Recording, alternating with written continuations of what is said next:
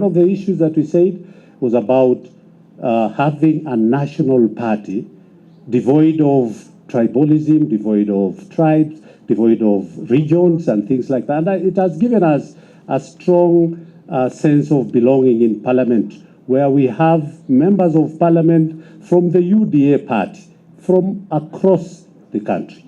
So I think it is important for us to continue preaching that gospel, that we need to continue with that, devoid of tribalism coming from one region and things like that, so that by the time we are speaking, we are just speaking one language as Kenyans and members of UDA. It's been a bit concerning when we see our members taking to the podiums and actually going against party positions. Right? So even here, you cannot be a UDA or Kenya Kwanza party member, positions maybe elected, nominated or whatever, and then take the podium and go against the party leader or the party positions. That is unacceptable. SG, you guys need to expedite the meeting with the MCA caucuses. Maybe you start with them, but I also believe the president had also promised that he will also see them. They do have legitimate issues that they have been raising, and those issues should not be swept under the carpet, because they too are really, actually I believe they are our strongest link, because they are our link to the mashinani, to the grassroots. So when we really oppress them, then they are not able to help us build a strong party and also get out the party and government positions out there. As a country, right now, we are struggling under economic hardships. But I also want to tell you, it's not a Kenya issue only. It is the same thing across the world, whether we want to believe it or not. So what I want to say, we have no time to now start taking people back to the political atmosphere of trying to do a referendum. There is no time for a referendum right now. It is time to make sure that we build our economy and we make sure that everybody can put food on the table.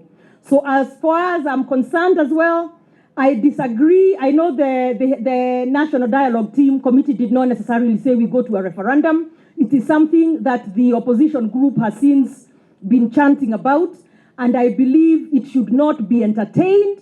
There is no time for a referendum. We do not have the luxury of a referendum right now.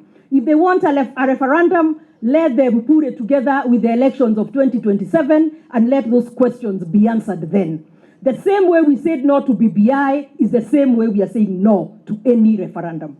We have no money, no time, and no luxury. Let us be involved in making sure the party is very vibrant. We were #1 in the country in registration of members back in 2022. So there is nothing that stops us from still being at that position as we go forward. And that is the only way that we can strengthen this government, so that we are able to continue talking about, telling the people about the president's transformative agenda. We have already identified all the 47 county offices across this country. And we said because we want to decentralize the functions of the secretariat, we will have regional offices. And I'm glad to announce that Nakuru is one of the regional offices that we shall be having in our secretariat. We want Kenya to have strong political parties, and that is why we are urging our sister parties within the Kenya Kwanza family to consider folding their parties. And these are an ongoing conversation that we are having with them. And that is one of the reasons why we postponed our elections to April, to allow our brothers fold up their parties so that they can come and participate in our elections. We had a fruitful engagement with the Communist Party of China, led by His Excellency Mao. And we had agreed yesterday that we are going to have areas of collaboration with the Communist Party of China. One is that the Communist Party of China is going to help us build capacity, is going to help us enhance expertise within our secretariat. As you all know, we are going to conduct the first ever digital elections since we got our independence. And as you all know, technology is an emerging issue. And we need a lot of capacity building from our Chinese brothers, and they have committed that they are going to build capacity in our secretariat. In January, part of our secretariat will be traveling to China on an exchange program just to ensure that we build enough capacity so that we can be able to conduct the grassroots elections in a manner that is free, fair, accountable, and transparent. We also agreed that they will come in handy to help us build our national headquarters. And in that headquarters, as a party, we have already purchased land to build a modern, an ultra-modern headquarters. That headquarters will host various offices, and it will also host the UDA Leadership School. We want to start mentoring young leadership that will take over from the current UDA leadership.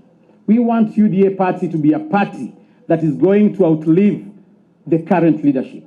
That school, we are starting to develop the curriculum that is going to be used. And one of the prerequisites before we give you the UDA certificate is to take you through short courses so that you start understanding the doctrine that leads UDA. I have seen in the recent past members of our party contradicting party positions. Members of our party going against the directions of our party leader. Our country at the moment is not doing very well economically because of our past mistakes. And our leader, the President of the Republic of Kenya, is keen to ensure that we salvage our country from the dungeon of economic depression. He is putting so much in place. And we have our members who do not understand that, going in public, opposing government position. So moving forward, we are going to institute internal mechanism to deal with such members. I've heard the opposition trying to suggest, trying to imagine, trying to fantasize that they can take us to a referendum. We want to tell them that that's a pipe dream. They are hallucinating. We can never go back to a referendum. That referendum route is an imagination created in the leaders of the opposition. As a government, we are serious about implementing our 172 promises. And therefore, we are not going to entertain any idea of us being taken back to a referendum. Hiyo ndio maneno ilizamisha ile serikali iliyopita. Na tunasema hiyo maneno shetani afanye nini? So wakitaka kufanya referendum, waende wafanye ya chama yao. Wafanye referendum ya OTM. Lakini hakuna referendum tunaenda. That should be very clear. Na hata msilete hiyo discussion. All the proposed changes that have been done by the dialogue team will be conducted in parliament. Ile ambazo zilifanywa parliament, tutaachana nazo, tutazifanya miaka zingine.